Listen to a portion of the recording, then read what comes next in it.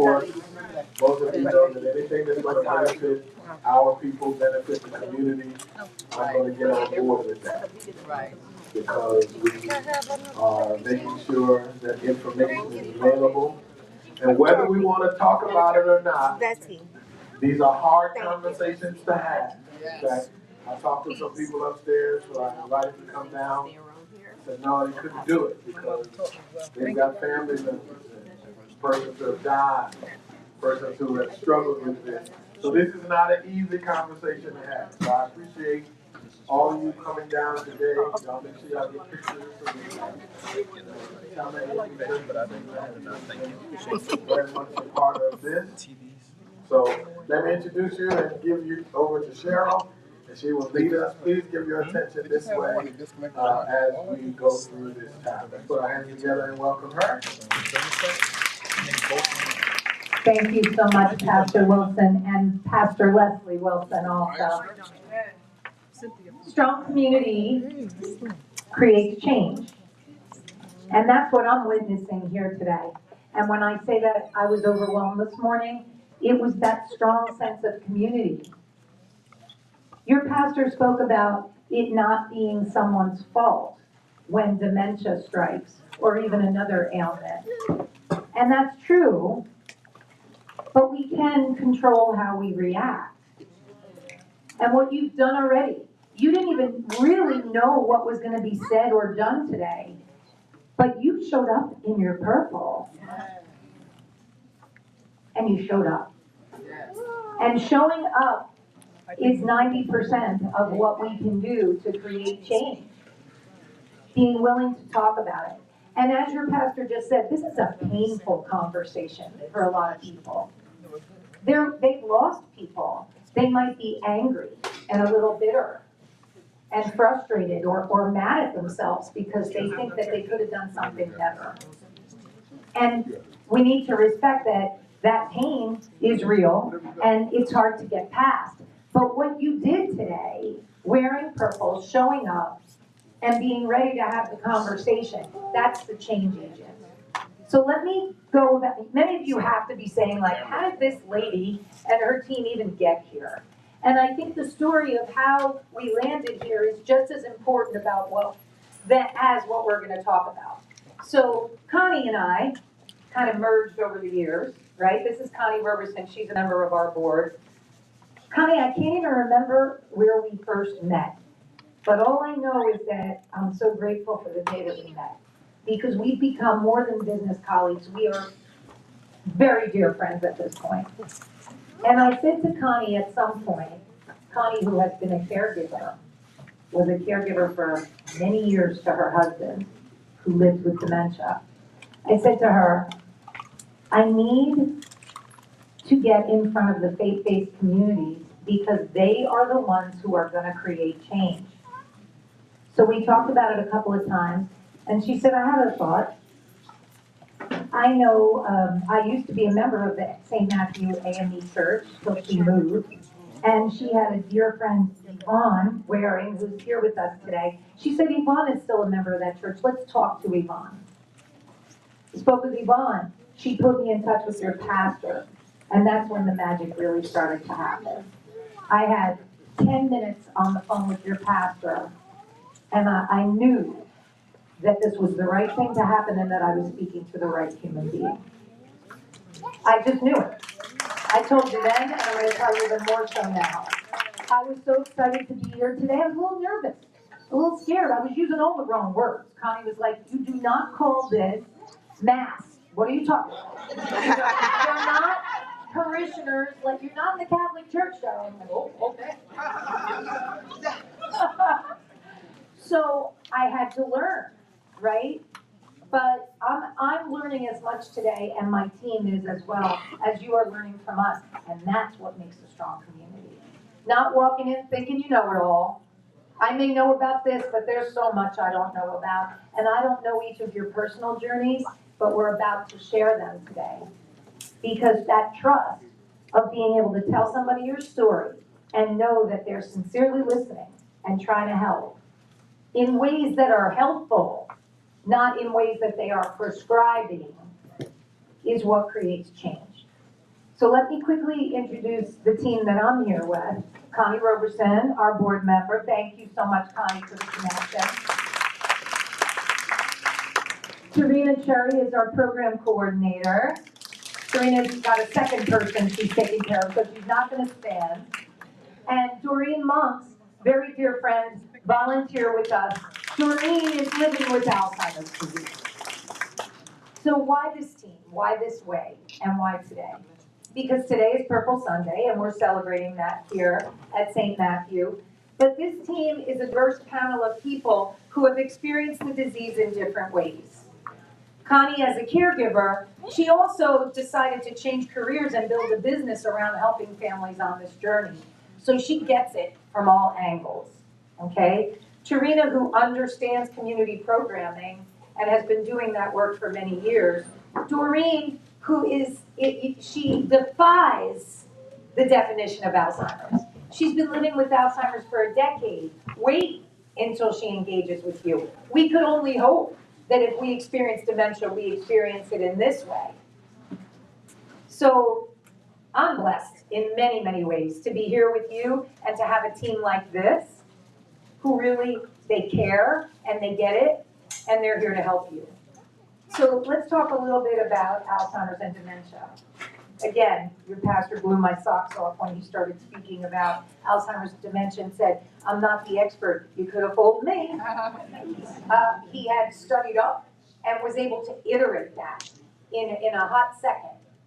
He spoke to you about dementia being the umbrella. If you picture it like an umbrella, there are many types of raindrops under the umbrella. Alzheimer's being the most common. Probably about 75 cases of diagnosed dementia are Alzheimer's. There are stroke-induced types, there's Lewy bodies, frontal temporal, many, many traumas to the brain causing dementia. So we know there are many types. That's why we're going to talk to you about how important it is when you're noticing changes that are not just occasional, that you start having a conversation, talking to the doctor, making sure your doctor's listening, and if he or she is not, you are finding another doctor who will listen.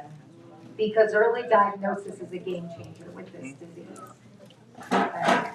So when you're talking about Alzheimer's and dementia, many types, grossly undiagnosed and underdiagnosed. So we know, catch it early on, you have time for a better plan, and proper diagnosis will connect people to the resources that they are going to need on this journey. So with that, I'll pause and talk about the difference between normal aging and dementia. Okay. Age is still the #1 risk factor, but dementia is not a normal part of aging. Did you ever wonder why your 102-year-old grandmother is so sharp? Wasn't she supposed to have dementia by now? But she doesn't. So it's not a definite, but the risk factors go up as we age. Okay? Genetics is another risk factor. If it's in the family and there's more than one person, then maybe we need to start looking for, is there a pattern here? Start telling the doctor, I'm feeling pretty good, but you should know that 4 of my aunts had what we believe to be dementia. Those kind of things should be in your medical file. So that they're doing a cognition test on you annually. And, they're looking for things. I can't underestimate the power of what your pastor said. This is not something fun to talk about. Nobody wants to think like, oh God, am I not as sharp as I used to be? And, am I gonna lose my job? Is my family gonna stop talking to me? Are my kids gonna think it's time to take the house and the car keys?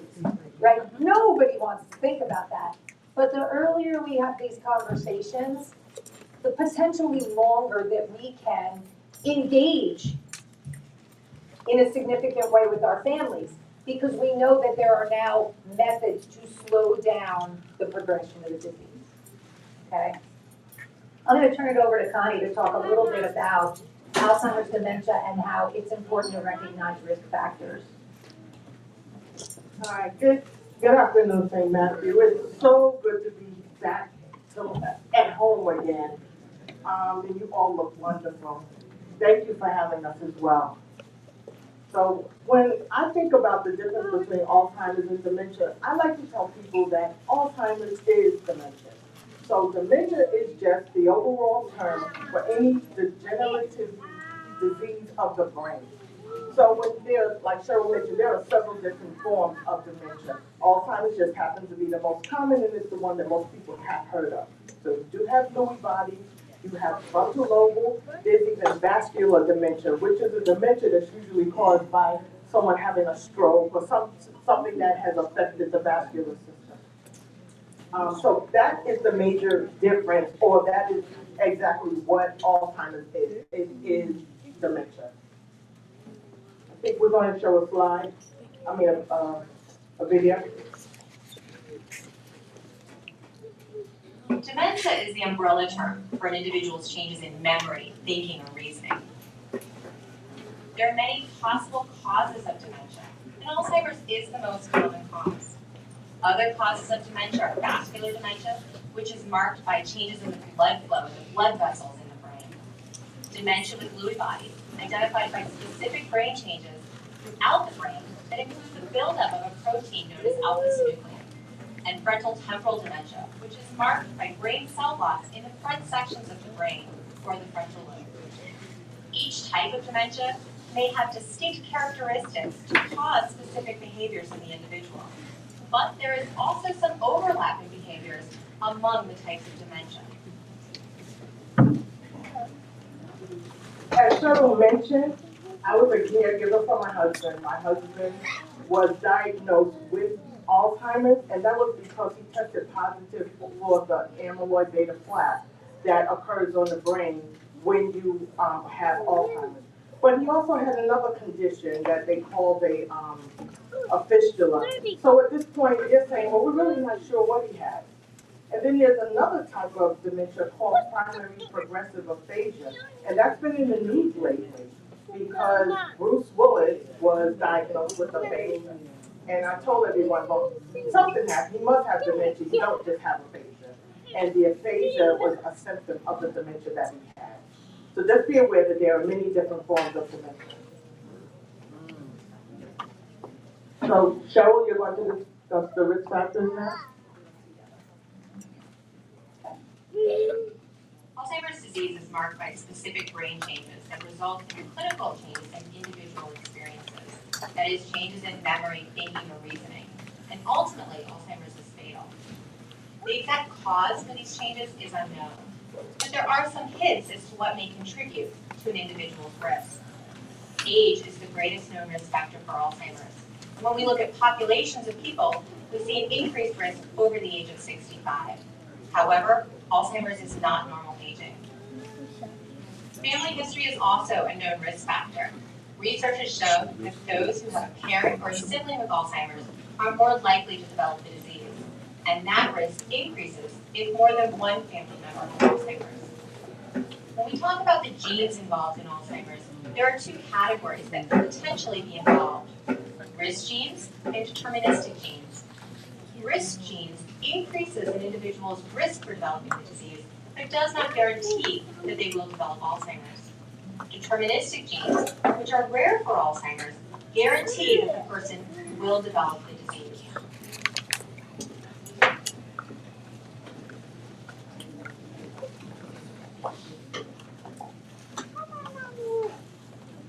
So as the slide is saying, African Americans are twice as likely as white Americans to have Alzheimer's and any other form of dementia, and it has to do, I believe, with risk factors regarding the foods we eat, lack of exercise.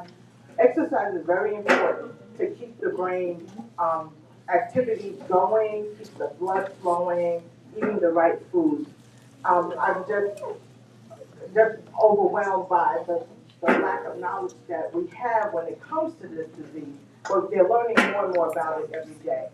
And just making gradual changes to your diet, it definitely helps. So Hispanic Americans are 1.5 times as likely to have the disease, and almost 2/3 of Americans are women, of people living with Alzheimer's are women.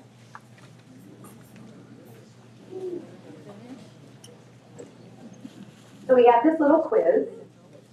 It's just one question.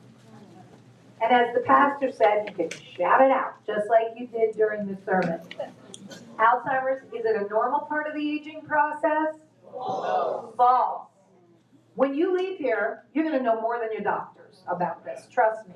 So that if you ever do have to talk to your doctor, you're going to guide that conversation. Okay.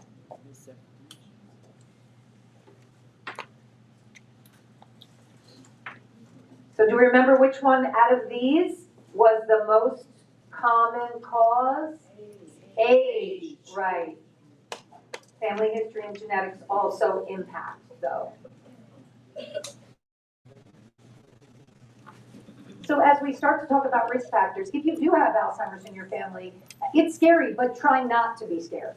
Because as Connie said, there are so many things now we can do to ward off that progression of the disease. And the earlier we start with those things, the better the outcomes will be. So let's talk about some warning signs. And one of the things, as Tarina's bringing up the warning signs, that I want to tell you is, if you can't remember where you put your keys down, which I did when I got here, panicked a little, thought I locked myself out of the car, that's not something that you would worry about. If you are driving home after work and you've done this 1,000 times and suddenly you can't find your way home, like you get lost, that's different. Yes. And that might be something that if it happens more than once, maybe you were on the phone or something.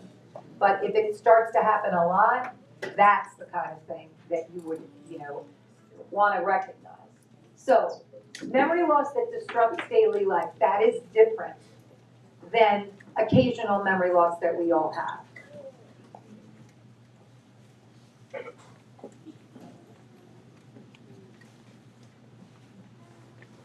Another warning sign is challenges in planning or solving problems. One of the things I noticed as my husband was beginning, he had onset of Alzheimer's, is that he actually could no longer write checks. He couldn't pay his bills, and you start noticing little things that this person used to be able to do but they're struggling with. It wasn't a normal struggle, even as far as not being able to pronounce words. He could no longer enunciate, and that's when we all started to get suspicious. So those are the little things. He wasn't able to write anything anymore. He had a hard time writing his name. He struggled. And I could see where he was really trying to be normal again, but it was such a struggle. To this day, we still see little pieces of paper where he was writing down his children's names. He was just trying to remember who he was and who we were to him. So just a thought about that. Sometimes when you're thinking that there might be a problem with paying bills, writing checks, things like that, you might want to say, I'm just going to do mock role play. Connie, why don't we do something together? Let's sit down and let's get the bills paid together. I know you hate when they're late. Let's sit down and do it together. And I'm not saying that's going to work, but if it does, then you're able to see. With my uncle, I started noticing he was double paying everything. Yeah. Double paying. And so I slowly had to make the transition where eventually he said, okay, you can do it for me. But he had to trust me first. Difficulty completing familiar tasks. That's what we were talking about with driving home, right? Or suddenly if you're noticing that Mom went upstairs to get dressed an hour ago, what is going on? And you go upstairs and she's not dressed. She's still in her nightdress, like kind of looking at too many choices. So if something like that were to happen, maybe you lay 3 things on the bed. Mom, which one do you like? Because looking at that whole closet might feel really overwhelming. So maybe you pick out 3 things you know she loves, or maybe 2 that you know she hates, and 1 that you know she loves. Because you know she's going to pick that one. These are like little tricks that we're going to teach you. Confusion with time or place. And to me, that has a lot to do with sundowning as well. Because when they have Alzheimer's, when the sun is going down, they're confused. They don't really know whether it's day or night. And it might have something to do with shadows and things that they see. These things just bother them. So they may not know where they are.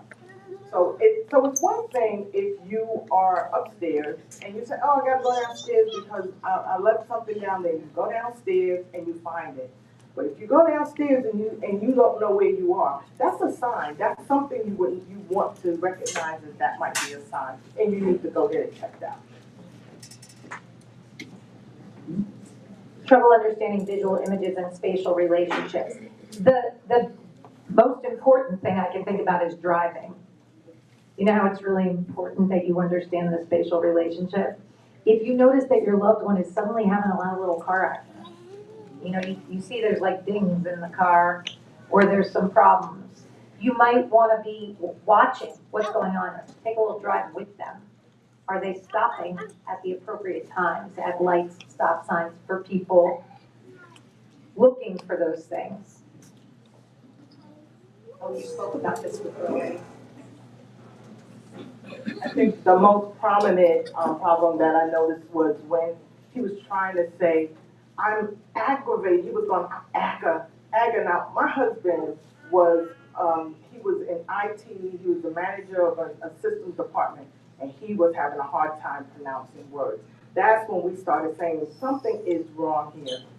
The problem is actually getting that person to go to the doctor because they don't want to accept it. It's denial. So you have to find a way around it. So what I did, if you don't mind me saying, is that when he would go to the doctor, I told him I'd go with him. And sometimes I would just call the doctor ahead of time and say, this is what I've noticed. Could you please look at this for me? Because otherwise they won't do it on their own. It is total denial. I love that recommendation. Call in advance and say, I would like this in my loved one's file before we see the doctor. Can you please make sure that they read my remark before we see him or her? Because then, you know, they're opening the file, they're rushing. If they see it, oh, this is something that I have to address. And it takes the heat off of the loved one. It's because, as Connie said, the loved one doesn't want it. They don't want to go. They don't want you to tell them there's something wrong. I remember with my uncle, it probably took 4 visits to his primary before the primary finally said, primary physician, he should not be living alone anymore. I was like, thank you God, this only took 6-8 months or however long it took, almost a year. But sometimes it's going to take a little while before everybody's on the same page with this. Cheryl, Yes. Why are doctors so hesitant to?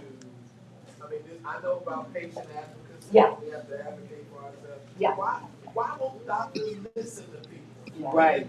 They think they know it. I'm a retired nurse practitioner, and my feeling is that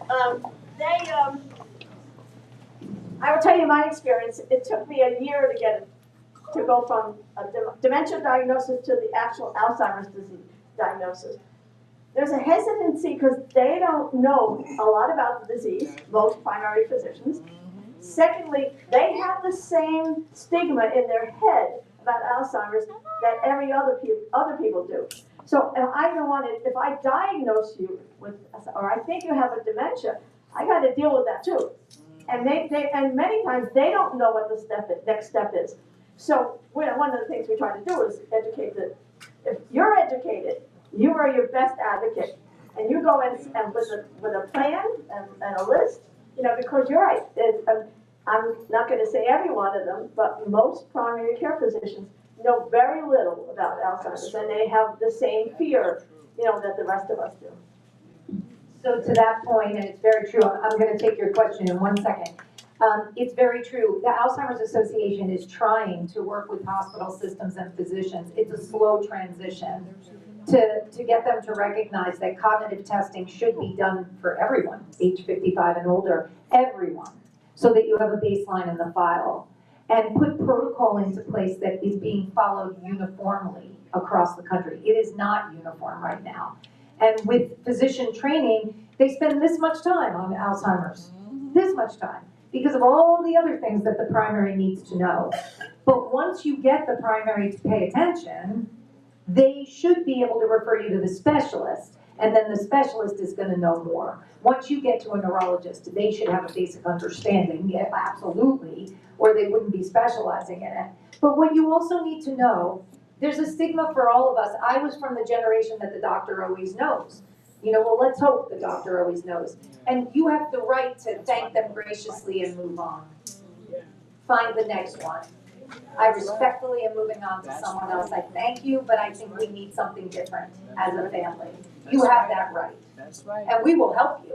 We will help you find a more appropriate team on your journey. Good question. Oh, almost forgot. I was going to say, the primary should be referring to a neurologist. Exactly. And you can ask. You can ask for a referral to a cognitive neurologist. That's important because not all neurologists Are equal. know a lot about, I mean, I should say, they know more than most people, but they don't, if you don't get somebody who specializes in problems with cognition, they're not quite as on top of the new treatments and what the next steps are, what resources are available. So that, you know, for me personally, that was a big deal, finding the right person. Right. Exactly. Okay, decreased or poor judgment. We talked about the checkbook, writing double checks. Sometimes impulsive behaviors. Now we're using credit cards a lot. We're giving people credit card numbers over the phone. Yeah. We're letting people into the house who we don't know. We are wandering in traffic. So when we start to see these types of things, these are not easy conversations. That's when you really need your network, your community, your beyond your family even. You need to have that trusting community who's saying, calling you up and saying, I think that Uncle John was just walking down Main Street in traffic. Somebody needs to go get him. Oh, this happens with Willie, right? The withdrawal. Withdrawal from work or social activities. And as I mentioned before, my husband was very social and he talked to everyone. So those of you here that knew him, they knew that. My husband could talk to anybody. In fact, when we would be in church, we would be the last two people in the church with the janitor because he's still talking. But as the disease progressed for him, he actually stopped talking and communicating with people. His best friend was having a birthday party and they wanted his friends to come up and speak. And when I encouraged my husband to go up, he just said no. And that's when I knew there is a problem here. Because he was definitely not that person.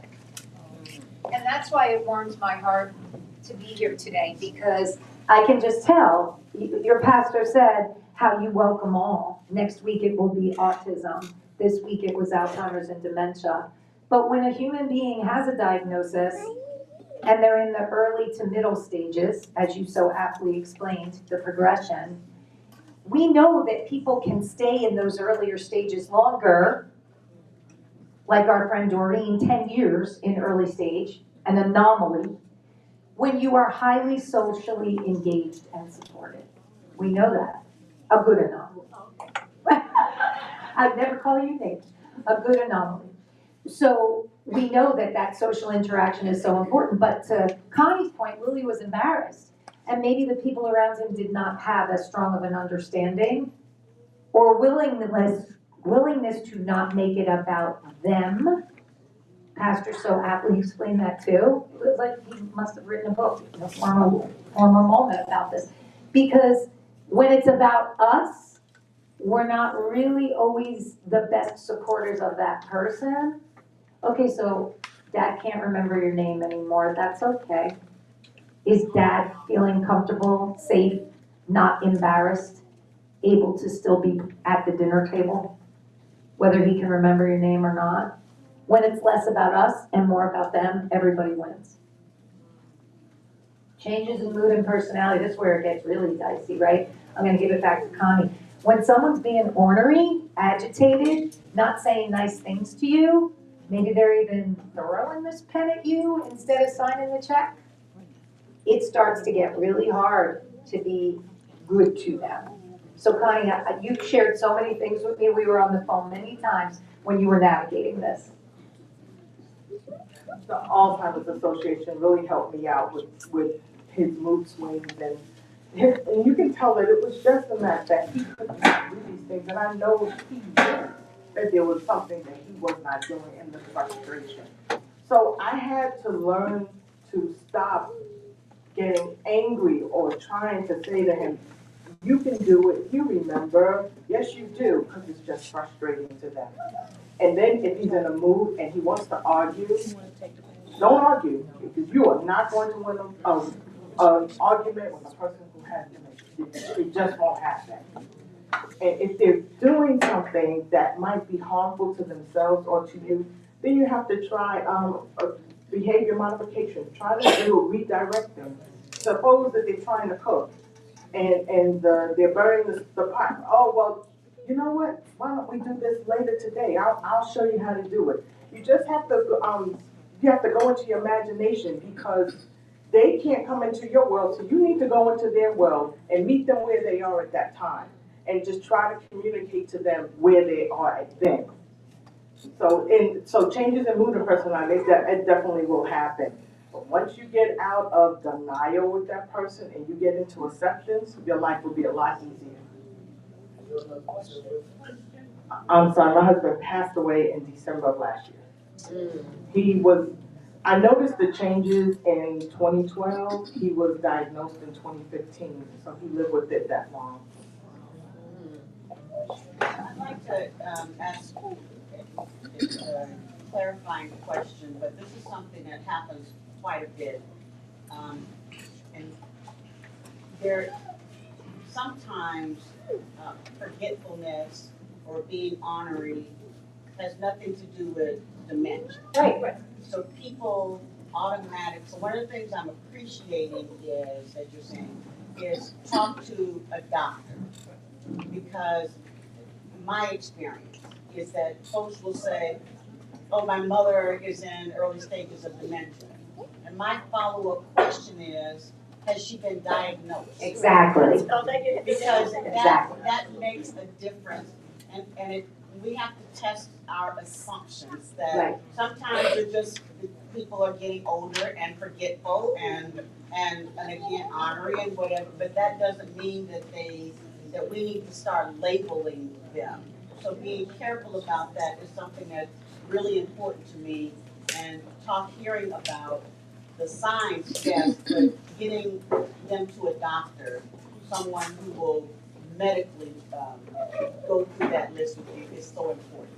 It's essential. That's important because there are a lot of other things that could cause cognitive changes. So one of the big things about going to the doctor is first they're going to rule out all the little things that can happen. Changes in the thyroid, things, your sugars are out, your kidneys aren't working right, you have an infection that you didn't know you had. Your meds. Your meds are the number one problem with, certainly in the elderly, but most people, if you're on more than one med, those two are banging next to each other, and sometimes that can cause problems. So yes, you're absolutely, the first thing I did, and the first thing I think most people need to do is if there's a problem, you address it with the proper person, which is your primary care physician. Absolutely. So when we talked about that cognitive testing, that's why it's important to call ahead, have the doctor do the test, so mom doesn't think you're bringing me to the doctor because you think I've lost my mind, and all that emotional tension, right? So it takes you out of the mix. You're no longer the evil one, right? So if the doctor does a baseline test and you go back in 6 months and nothing's changed with the test, okay, that's good. If it's getting progressively worse, not good. So they have a benchmark in the file. Quite often you'll hear people say, well, if your blood pressure is just always the same, that's normal for that person. That's typical for that person. Once they have that test in the file, they know what the baseline is for that person's typical behavior. So if things start to change, it can be documented. And taking you out of that equation, like you didn't try to define this, is really important. Now you're just the navigator. Let's do the checkbook together. Let's talk to the doctor together. You're on the same team. You're not the opposition. Easy to become the opposition, right? And then you keep saying, I'm the one who tried to help. How did I get here? So, and also, we don't want you to leave thinking everything is dementia. It's not. You can't remember where you parked your car? We told you, don't worry about that. Please. Okay? So we did talk a lot about the importance of early detection and diagnosis. I do want to talk about progress in the field. Many years ago, like you were talking about HIV/AIDS, was a death sentence many years ago. Many years ago, you could only be certain that something was dementia upon autopsy. That is not true anymore. They have what's called a PET scan. And the PET scan is measuring amyloid plaque in the brain for Alzheimer's, the most common type of dementia. But PET scans are very expensive, very expensive. Your primary isn't going to go, let's just have a PET scan. That is not going to happen. So that's why this process of going to the primary, getting to the cognitive neurologist, making sure that the neurologist is prescribing the right test for a diagnosis. The great news is that they are getting closer and closer to a simple blood test. Why is this great? You go for your annual workup, right? They draw blood. They're looking at your cholesterol. They're looking at your sugar. Hopefully, very, very soon, they'll be able to look at what's going on chemically with your brain through a blood test. And that's going to be much easier and much more affordable.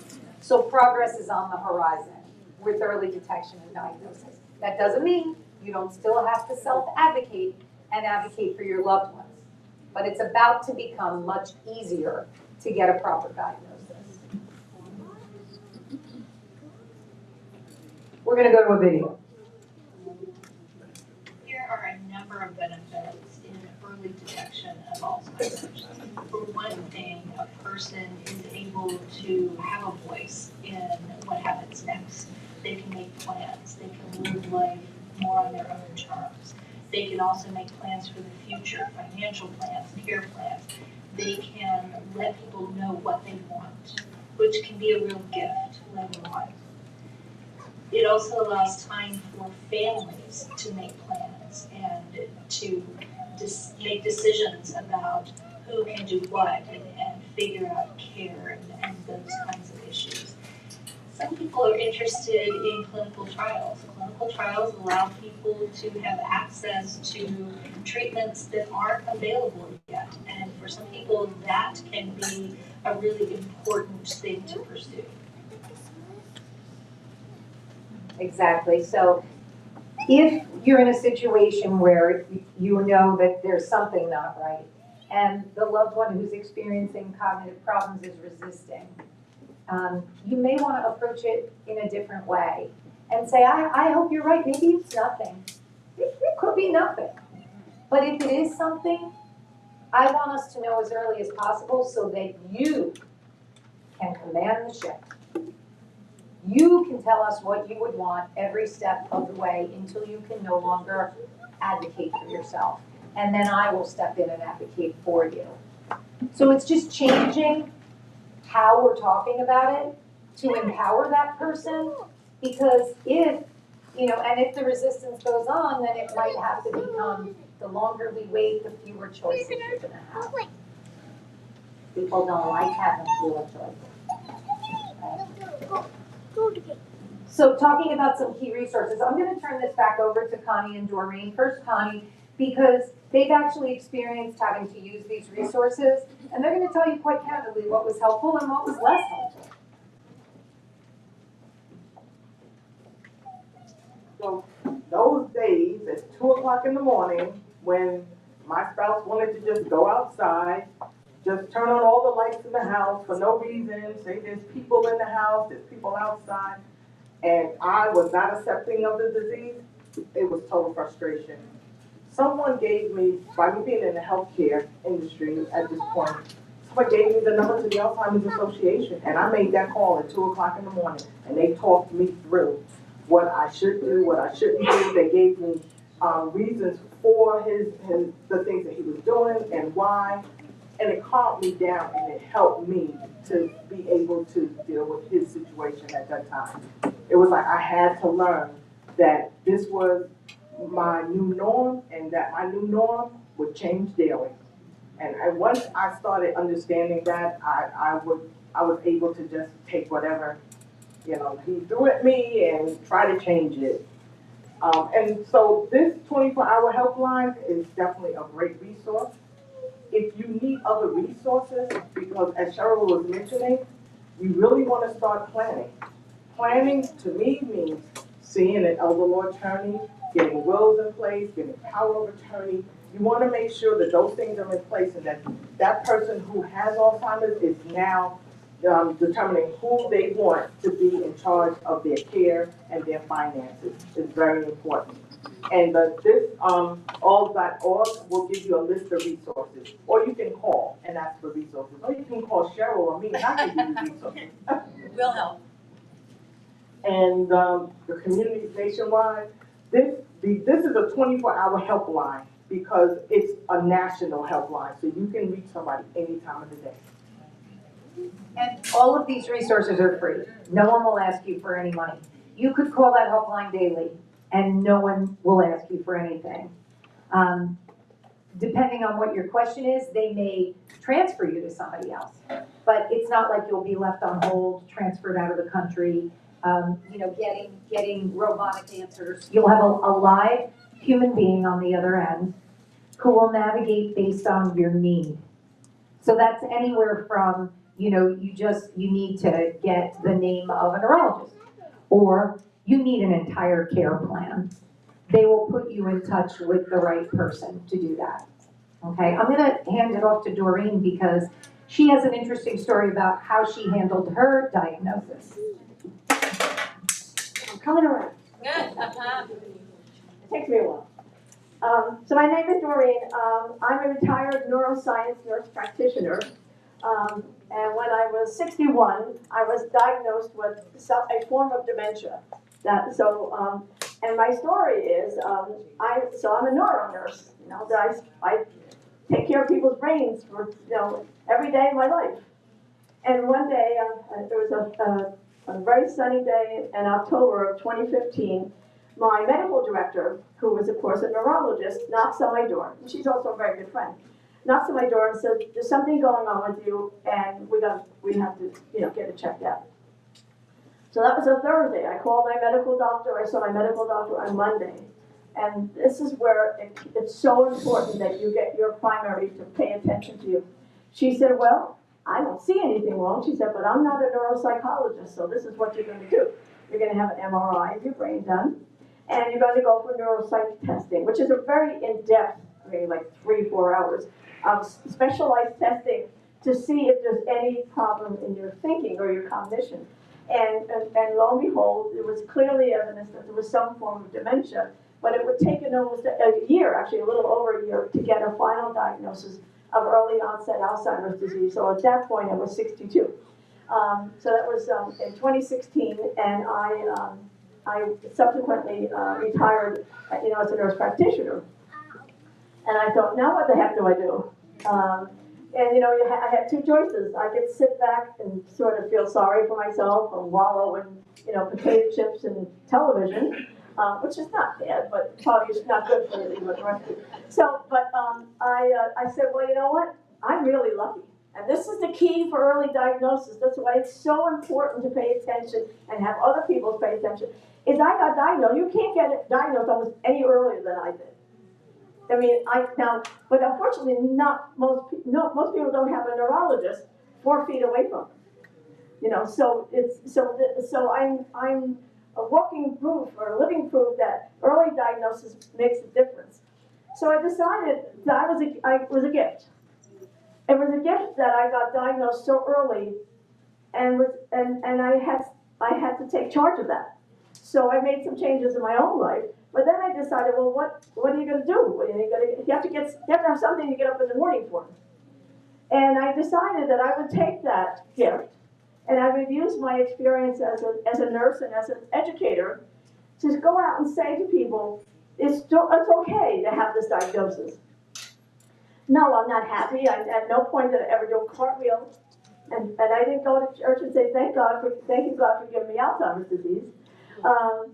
But the thing is that I thought I'm going to take that gift and I'm going to go out and show people that although this is a fatal disease, it's not a death sentence. There is a life after diagnosis, and I'm living proof of that. It's not the life I expected. I mean, the day I got diagnosed, my life ended. My old life ended, but I got a new one. And I think that's really important. You know, one of the first things I did is I actually went to the Alzheimer's organization's website, and they have on there a checklist for early, what you do when you're diagnosed. And I went through every one of those things on the checklist, and I did them all. And like Connie was saying, I have an elder lawyer, I have a power of attorney, I have a living will, and I have a dead will. You know, and I have my funeral planned out. You know, so my end of my life is tucked away someplace in a box. You know, so that's why the early diagnosis is so important, especially now with the changes in treatment. I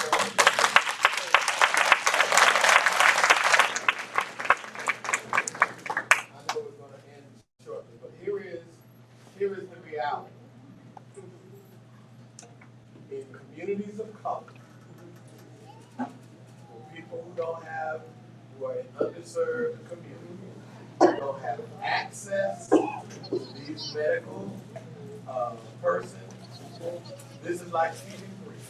Right, and that's, you know, you should know that efforts are being, I mean, it's terrible, it's an abomination. I mean, there has to be a way to fix this. How can you not go out and reach the people who are have such a great risk? There's got to be something done, and people are trying to make that effort. You know, and that's the reason why. I mean, I personally will go to anybody's church, anybody's community, because you have to have that access.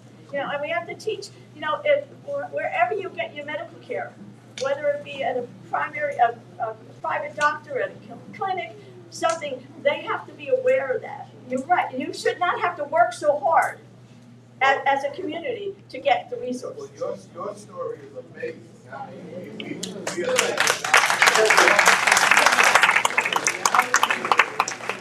underserved communities. Yes. Communities of color. Most don't have a primary physician. Sure. The primary physician is the emergency room. Yeah. And for those of us who are fortunate to have insurance coverage, medical insurance coverage, that coverage very often does not cover the kind of specialists that are needed to do this in-depth diagnosis. So again, your pastor is advocating for, let's talk about the facts. And Tarina, I'm going to come to you in 1 second. Tarina just brought up a very good point. Do you see what she was at the ready to talk about? So how do we do this? The New Ideas study, we know that a lot of the research, I talked all about this blood test that is coming. Now we have new FDA-approved drugs that can slow down the progress. We also know that the studies that brought us to this point were not diverse enough. They're primarily white people in those studies, let's be honest.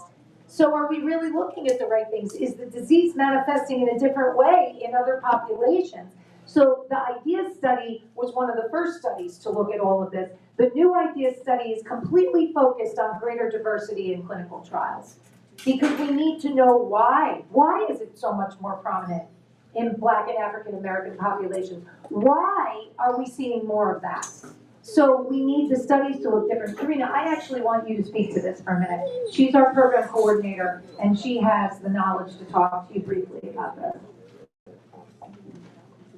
So I don't want to take too much time, but I'm going to just show you a short video. And this study is geared to those that are African American and Hispanic specifically, just because we have that inability to figure out what is causing the disease within our community and access to the resources that we need for definitive diagnosis. So I'm just going to play a short 2-minute video.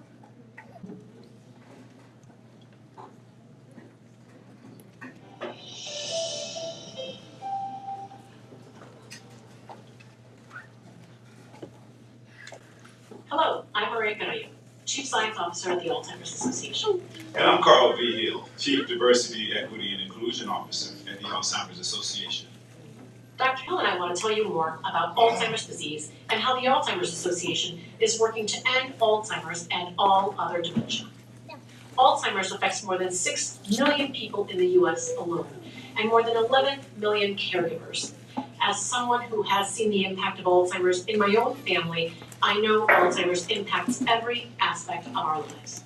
As Dr. Carrillo mentioned, Alzheimer's is a huge problem, especially in Black and Hispanic communities. We recognize health disparities and systemic inequities have occurred for far too long, which have led to a lack of trust in our communities. And Alzheimer's disease is no stranger to these problems. There's a lot of work to be done to address these problems. And Dr. Hill and I know that research is the first step to learn more about how Alzheimer's impacts all communities and all people. Research is hope for all of us. We need you to help us end Alzheimer's for your community and future generations. One way to help is to participate in clinical trials. One study is New Ideas, led in part by the Alzheimer's Association. New Ideas uses brain scans to explore what happens in the brain to cause memory loss. And the results of the scan may help your doctor provide better care. By participating in studies, we not only learn more about Alzheimer's and dementia, but you will help our communities learn more about how these diseases specifically impact Hispanic and Black communities. It will be thanks to you that we make this and other studies successful and ensure that treatments are appropriate for all of our communities, not just a few. With your help, we can learn more about Alzheimer's. We can get treatments faster, and you can help your community and your family's future and help us all create a world without Alzheimer's and all other dementia for future generations. To learn more, go to alz.org/new-ideas or ideas-study.org, or visit TrialMatch to see where there is a clinical trial near you. So that may be a lot, right? Like, who's gonna do all that? So what can we do? You call that 800 number. We don't have a primary care physician. I think something might be wrong. Help me start somewhere. And then you have us. That's why we're all here. We live in these communities. I spend half my time in North Jersey, half my time in South Jersey.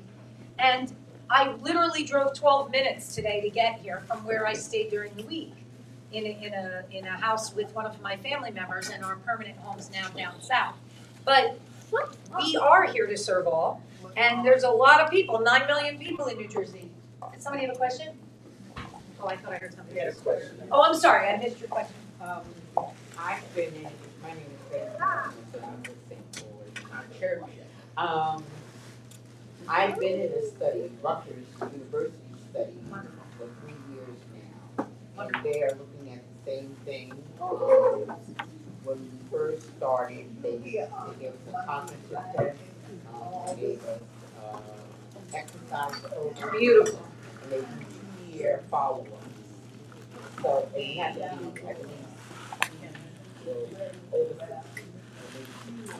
believe, but anyhow, they do 2-year follow-up. They do a blood test, they do a cognitive. And what they have to do is if they they will refer you to a doctor. Wow. So, I believe this program is in conjunction with University. And they're right downtown. They give annual luncheons. Rutgers, New York. Doctors. Is it Dr. Gluck's program? It's Dr. Gluck's program. We put that information out in our few of our members are part of the study. And we try to, encourage, this is just a serious thing for us. So we try to encourage the spouses to connect. I'm so glad you mentioned that because I was at Dr. Gluck's conference and we've been in touch with them. And I actually suggested that all three of us be really working together. Pastor, Dr. Gluck, the Alzheimer's Association, because we have to form the same type of community that you have formed, like the church community, the strength of the church community, the strength of the resource team. We have to work together to help all of you. So excellent. Rutgers University has been a tremendous partner to us. We have funded 5 researchers. They're all doing different projects, all through Rutgers in New Jersey. The Alzheimer's Association is funding their research. Yes? What is your treatment once you were diagnosed? Actually, I had the first neurologist I went to, I'll tell you the story, I went for a PET scan. I went for a PET scan, and I'm going to say I went there at 9 o'clock in the morning. It was done by 10.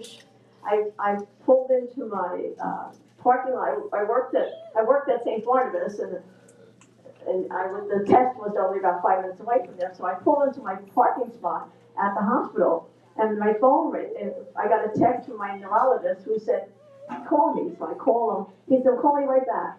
So I sat in my car, and I called him right back, and this is how I got diagnosed. He said, you have Alzheimer's, I'll see you next week. Now, I'm not, I don't get the vapors, you know, I mean, I don't get hysterical or anything, which is a good thing, because I would have probably got locked up screaming in my car. But that's how I got diagnosed. And he gave me a prescription for Aricept, and that was the end of it. Now, because I was lucky enough to have my experience as a nurse, I knew that I had to find somebody who had a little more smarts than he had, you know, but, so that's really, so I didn't get any real treatment until I actually found my cognitive neurologist, who said, you know, and he said, this is what you gotta do for yourself. And, you know, it took me to 70 years old to lose 74 pounds, you know, but, because I knew my brain would be healthier than my body was, you know, and so I learned along the way, in no small part because of my experience with the Alzheimer's Association, that there are things that I can do to keep myself at the spot where I am now. So you treated yourself? I did. And, you know, because again, the resources were there. First of all, I got off my butt and started moving. So I went to join the Y, and I swim 3 days a week. I lost weight. And I keep my brain very active. Like, this is a silly thing, but I used to love doing jigsaw puzzles. And back in the day when I was younger, I could do the big 1,000-piece one. Well, at this point, really, I'm only capable of doing 300, except I decided that's terrible. So I got a 500-piece puzzle, and it took me 3 months, and I finally finished the darn thing yesterday. But, you know, so and now I don't know what to do with it, but I'm just going to keep there. We'll put a plate on it, it'll be part of the table. But so I did that. I exercised, I ate better. You know, I have a bunch of other comorbidities, and so I took care of you know, making sure my blood pressure was good. You know, making sure I get up, I play games on my phone. I used to be able to read a book a day when I was younger. So you keep your brain set. So I keep it because we know better. First of all, two things: the more you make your brain work, the more it will stay sharp. And we saw proof of that during the lockdown when the COVID, the mortality rate skyrocketed with patients people with Alzheimer's disease because everybody's brain went to mush. You know, so I taught myself how to play chess. Really badly. I play by myself and I lose. But I thought I can't sit here and watch Criminal Minds anymore. Every time someone knocks on the door, I think it's a serial killer. So you know, but I think what happens is you have to keep it going because if you don't use it, you lose it. And the same thing, and this is my last thing, I promise to stop. If what you do to your heart, you do for your brain.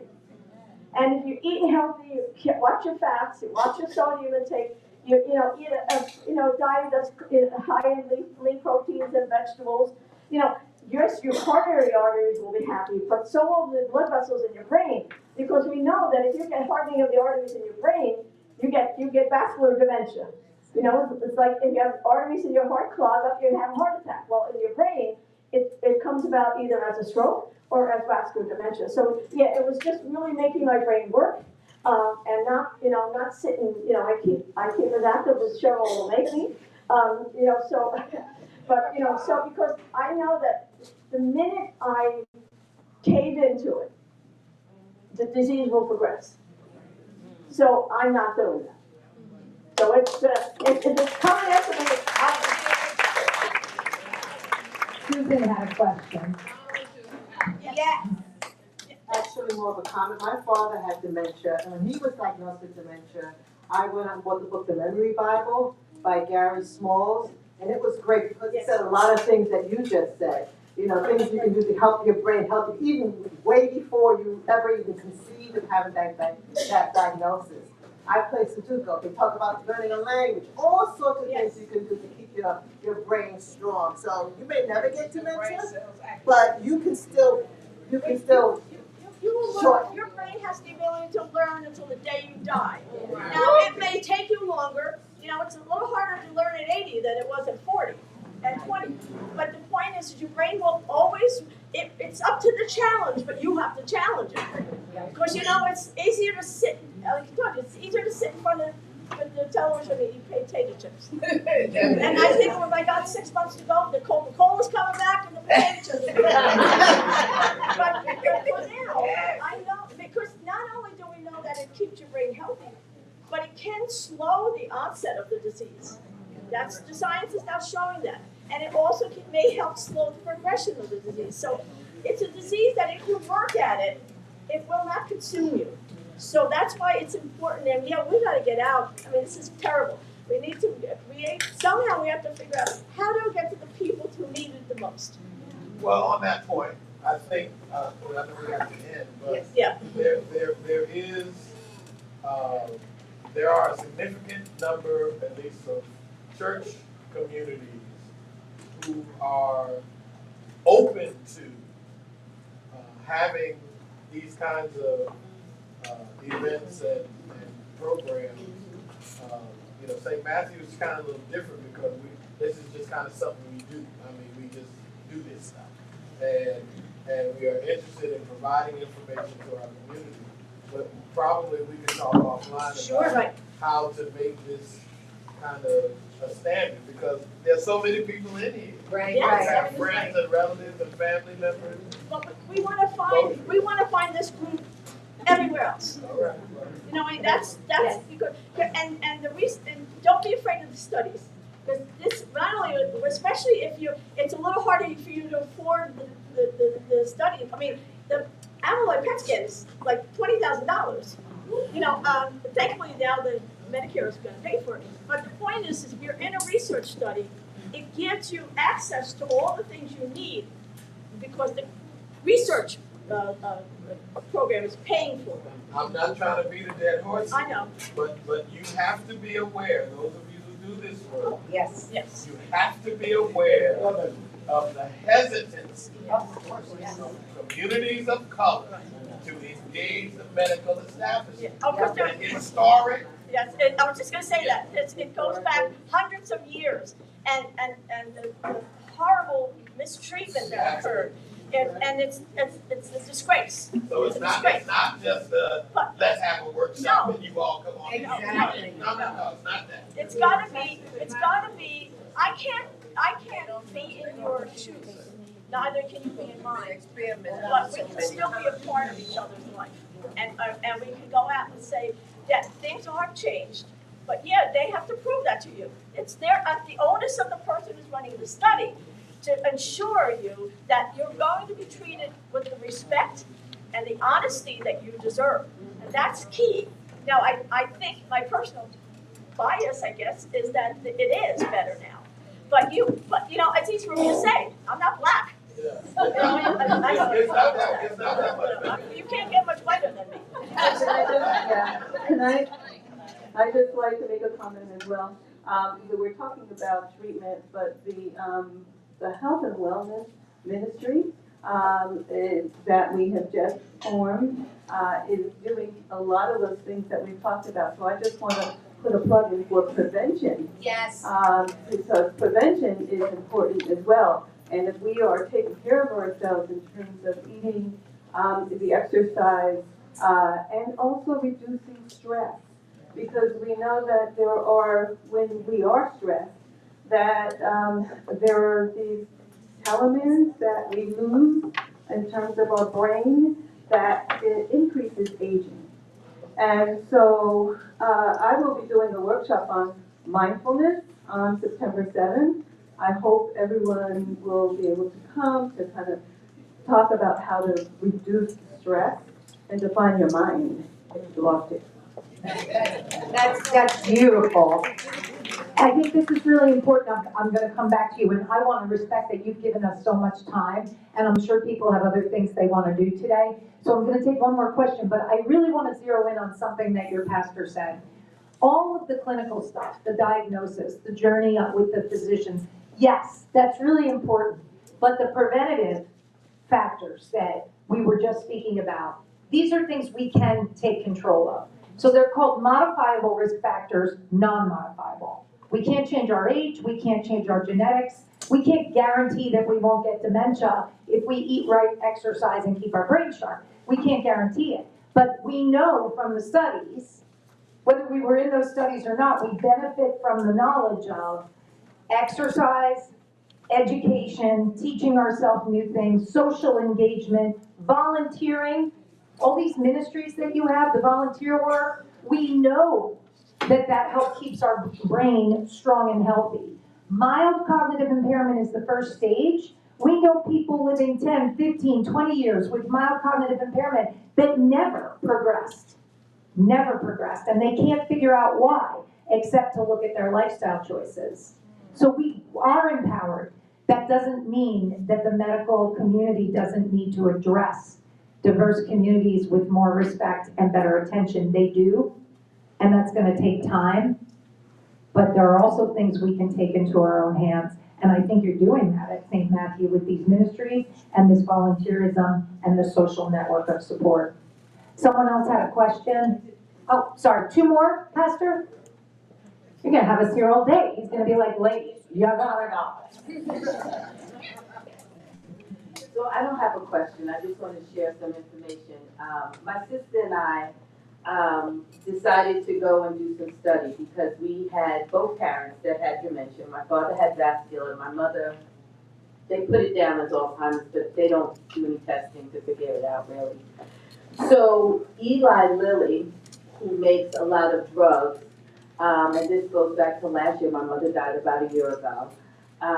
They were having a study, they were looking for people of color, and I contacted them, and I went here in New Jersey, my sister went in Virginia, and they were testing, I don't know if you've seen the commercial, now they're advertising this new pill. So I wasn't allowed to talk about it, I signed something so I wouldn't talk about it because they hadn't finished the study. But it was for that pill that is now coming, right? So I say this because I don't want you to be afraid of the process. What happens is the first consent you give is for them to test you.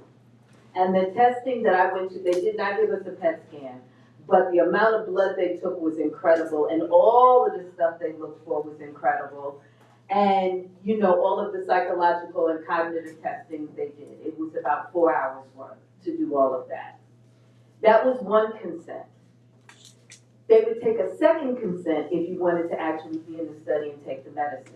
So I wasn't sure that I was gonna subject myself to taking the medicine, but I wanted that information that was gonna come from the blood work.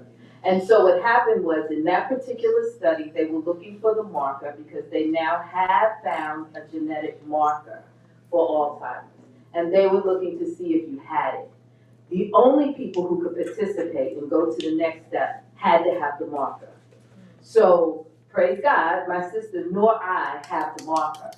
So we couldn't do it. But what happened was, we got all of what we couldn't get from any medical anywhere else. So when you hear of these studies, you don't think just because you go for the beginning, you actually have to take the medicine. You can get a whole lot of information that you can't get anywhere else.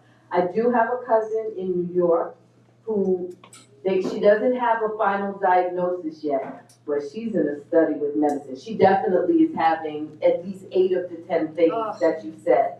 And we have a lot of it in our family. So I don't doubt that they're gonna find it. But she is actually getting medicine. It's not Eli Lilly. I don't remember the name of the company that she's with.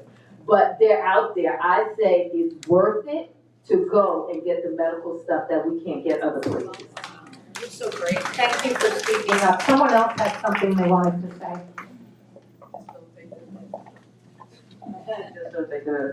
I just wanted information for help.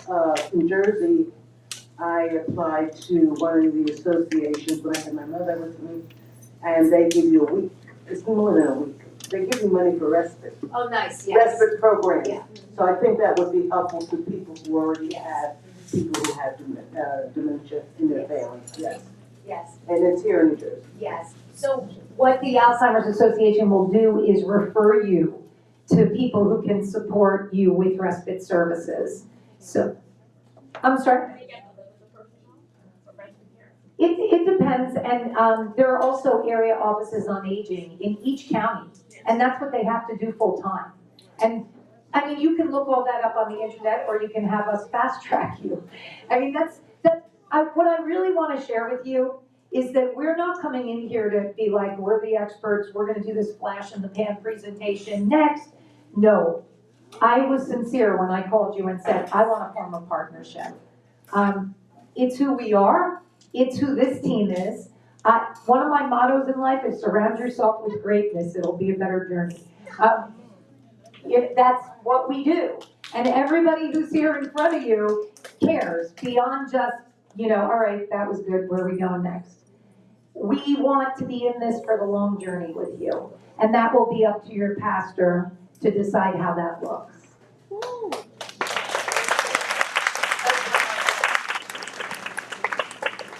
I just wanted to say that equally as important is caregivers. Caregivers are very important. If you need help, you need to seek help. Because being a caregiver for someone who has dementia or any other illness, you can leave out of here before them because it is very stressful. I like to stress there are support group meetings. You can go on the Alzheimer's Association and they will have a support group somewhere in your area. You just put in your zip code. But just please get help. I don't want to leave out caregivers because without the caregiver, that person has no help. Let's thank our presenters this afternoon. We're all getting ready to go. And let me mention, I forgot to mention it early on, that the Health and Wellness Ministry, members, would you stand right here, members of the Health and Wellness Ministry? This is one of our newest organized ministries. They are an umbrella organization for everything we do with health and wellness. So they are the pseudo-sponsors of this presentation today and anything else that the church is doing with health and wellness. And we are doing quite a bit. But we have to take advantage of it. We can set the table, but we can't make you eat it. All right? We'll put these ministries in place to serve and to provide information, but we need folks to come get it. And there are so many different nuances. We can stay here the rest of the day to talk about some of the nuances, even down to calling an 800 number and having somebody ignore what you say and not take seriously or not try to work with you on a phone call to really get to. Because sometimes we don't know what we're asking. We know what we need, but we don't always know how to frame it in language that the system understands. And we're dealing with seniors and people who are in different places and different positions. But anyway, what we're trying to do here at St. Matthew is expose us to all of the options and information, resources, services, programs, everything. We can put it out there, but we need our folk to come and take advantage of it. So we will help to try to develop other partnerships with other congregations, other faith-based communities, to take advantage of this information. They have some pamphlets here. Our church likes the word free, so there's about seven free pens here, and some business cards. So please come and take advantage of the pamphlets. There is an Alzheimer's walk that will be Saturday, September the 30th at South Mountain Reservation. That might be something we might want to be a part of. If we could consider that. We have a very busy church calendar, so we'll see how that works in our calendar. But this will be the first of several opportunities. You see on the back of the bulletin every Sunday the 800 number to call the Alzheimer's Association. You see that? That's you got the Alzheimer's on the bottom and the suicide prevention number in the middle. All right. So we're doing our mental health stuff. We're doing our health stuff, trying to make it a priority as one of the foundational tenets of our ministry. So thank you all. I know this is something very different for us in the summertime. But thank you for coming. Thank you for the food. You are most welcome. Thank you for staying. And you all have a safe home. If you've got some plates and garbage and whatnot on your table, please help us help our staff and just get that cleaned up. Come up and ask questions and read them. Thank you. Love you all.